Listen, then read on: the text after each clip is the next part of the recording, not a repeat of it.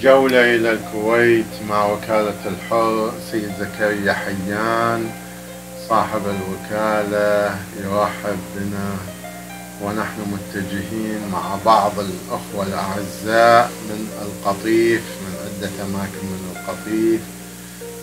هنا الفندق مونتي روز، منتجع حقيقة فندق هادي في منطقة الشيوخ، المنطقة الحرة.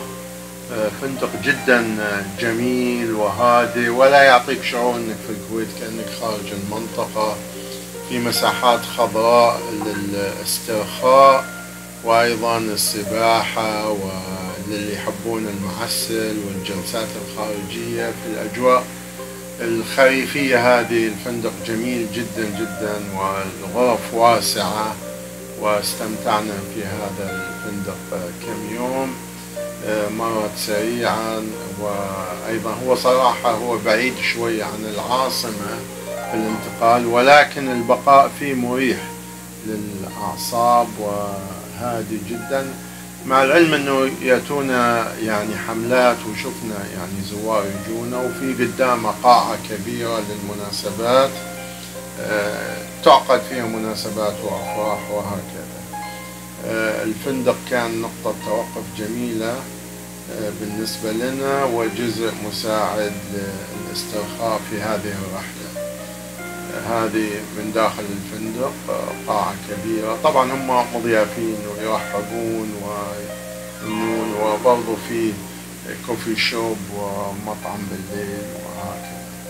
الآن من الفندق كان لنا عدة انطلاقات. احنا ما راح نوثق الأشياء اللي انتم متعودين عليها، المباركية والأبراج وكثير السيف ومناطق أخرى من الكويت، يعني يمكن شفتوا عنها كثير شغلات، بس في حاجات أنا بالنسبة لي كان توقف جديد فحبيت أشارككم فيها. ما زلنا بالفندق، وهنا إطلالة خارجية برضو، يعني في قعدات خارجية داخلية مع الأجواء الربيعية. هنا متجهين للأفنيوز. الأفنيوز بالنسبة للكويت يعتبر مجمع كبير وواسع، وفي عدة أجنحة بنيت على عدة مراحل. الأفنيوز يعني حاجة إذا بتشوفها كلها يبغالك وقت طويل جدا، يعني احنا بشكل سريع ومشي سريع ما قطينا يعني يمكن جناح أو جناحين. كان في هنا مناسبة طبية عالمية، وكان في لقاءات تلفزيونية، كنا نمشي بخطوات سريعة نبحث عن شيء معين. تشوفون شوارع كبيرة عريضة يعني داخل الأفنيوز، وشبه فاضية، يعني ما في هذيك الأكشاك. سوبر ماركت ضخم عندهم، يعني أنا توقعت إنه في أكشاك كثيرة في النص زي ما نشوف في دبي أو قطر أو كذا. استغربت في الأفنيوز قليل الأكشاك اللي في النص، بس الشوارع الداخلية كبيرة وعريضة وتضيع فيها.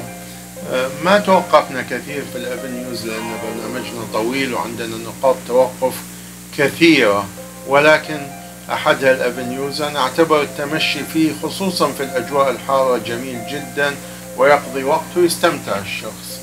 الأفنيوز كان نقطة توقف جميلة.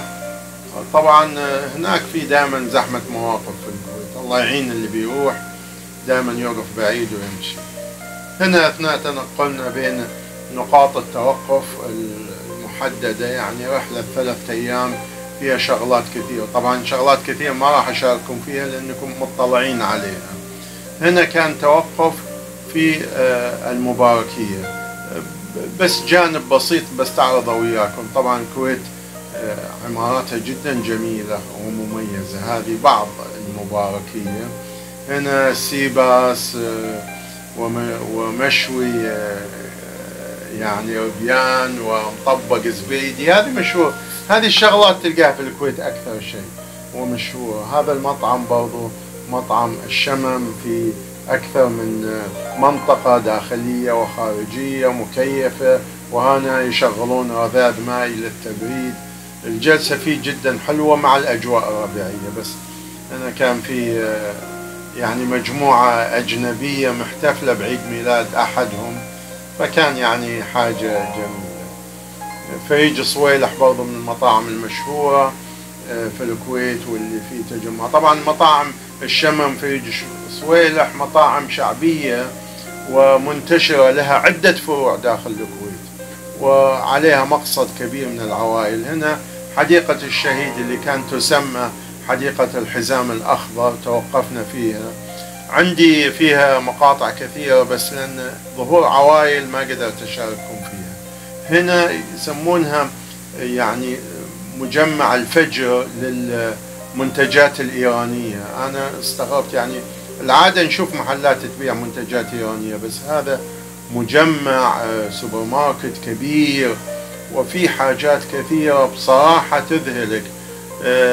هم يحاولون يستنسخون أي شيء مشهور من الغرب، تلقى منتجاتهم غير المنتجات الخصيصا إيرانية، لكن في منتجات تحمل شكل اسم هيئة منتج أجنبي، يعني أنت تجي تحاول تشتريه على أساس أنه هذاك المنتج الأجنبي، لكن تستغرب في النهاية أنه هذا منتج إيراني وله اسم إيراني وهكذا.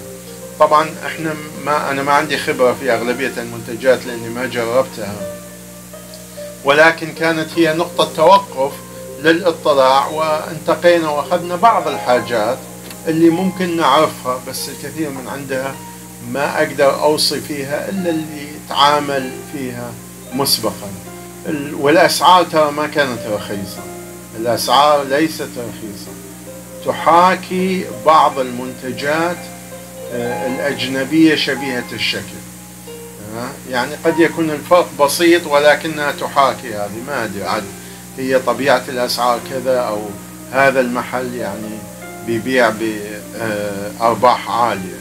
إنما استمتعنا بما رأينا من منتجات وقضينا وقت هنا، واللي معانا يعني أخذوا وتبضعوا بكميات كثيرة اعتقادا منهم أنها فرصة يعني.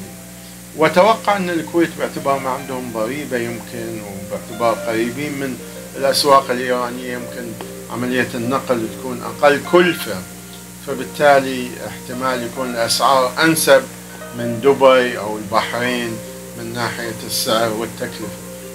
أنا حاولت أخذ بعض المنتجات اللي أنا متعود عليها، بس شفت يعني ما تسوى النقل. يعني المنتج الأجنبي الشبيه الأصلي قد يكون نفس الشكل وبسعر مشابه. هنا برضو مخبوزات ويشتغلونها هذه هنا عندهم، هم يبدو فرن أو كذا يعملون بعض الأشياء على الطريقة الإيرانية أو بالطريقة الإيرانية. اللي استغربنا أنه هنا محل خضروات، طبعا هم يحطون عصيرات وتجرب من كل شيء وهذا جميلة. وهنا بعض الخضروات حتى الطماط يعني جايبينه من إيران، يعني طماط باذنجان وهكذا، بعض البيض بصل. أبد أنت في مشهد الحين تشوف وتشتري وتنقي وتوزن وذاك. مرة ثانية في الفندق بعض التحفيات اللي كانت في الفندق، إطلالات جميلة، جلسات هادئة للي ما يبغى يطلع ويبغى يقضي وقت جميل أو يستقبل أو يعقد اجتماعات أو هكذا. هنا متهيئين نطلع من الفندق إلى أحد الزيارات، الباصات تقف، هذا مركز المؤتمرات، نفس مالك الفندق يملك هذا المركز. زيارة إلى شركة معامل الشمالي، واللي أيضا تعتبر أقدم شركة حلويات في الكويت أكثر من 150 سنة. وهذا زي ما تقولون المعرض الأصلي، ويبدو أنه هو في الشويخ جنب المعمل. وهنا المنتجات ونوعيات المنتجات والمعروضات اللي تشوفونها أكثر من اللي تشوفونها في المباركية أو أي مكان ثاني أو جمعية، ففي عندك خيارات كثيرة. الأسعار موحدة، ما تلقى شيء أقل أو أقل أرخص من الباقي، بس قد تجد هنا حاجات مو موجودة في الأماكن أكيد، يعني مثل هنا الكنافة والبقلاوات وكذا والتوزين ما توقع تلقاه في المحلات الصغيرة تبع الشمالي سواء في المباركية أو المحافظات الثانية.